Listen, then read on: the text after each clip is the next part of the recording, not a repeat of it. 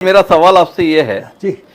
कि भाजपा जैसा दल, नरेंद्र मोदी जी जैसा नेता अगर इतना उदार होकर इस चुनाव में व्यवहार कर रहा है कि अगर तुम्हारे पास कुछ कमी वमी भी है तो हम पूरी कर देते हैं, पर जलवे में कमी नहीं होनी चाहिए, तो फिर 4 जून को जलवे में कमी कैसे हो जाएगी? क्या आप मानते हैं कि नरेंद्र मोदी जो 2014, 2019 में स्पष्ट जनादेश के साथ भाजपा की सरकार बनाने में सफल रहे, भले ही एनडीए की सरकार कहलाए पर स्पष्ट जनादेश पार्टी को मिला,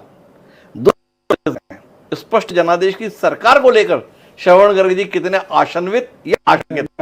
मेरे मन में ये है 99% या 90% कि नरेंद्र मोदी फिर से सत्ता में आएंगे जी। पहली चीज। अब आप ये पूछें कैसे आएंगे, तो मैं ये कहूँगा कि सिंगल लार्जेस्ट पार्टी के तौर पे वो आएंगे, चाहे उनको 210 सीटें मिले, 220 सीटें मिले।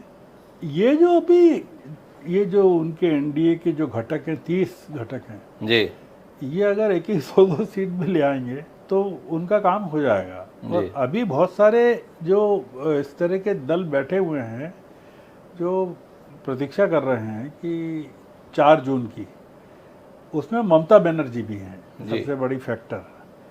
ममता बनर्जी इंडिया अलायंस के साथ इसलिए नहीं आई उस समय, आपने अगर देखा हो हिमांशु जी कि मुंबई के 17 मार्च के कॉन्क्लेव में ममता बनर्जी नहीं थी, दिल्ली के रामलीला मैदान में डेरेक ओब्रायन थे जी और सागरिका घोष भी थी जी, दोनों टीएमसी की तरफ से थे।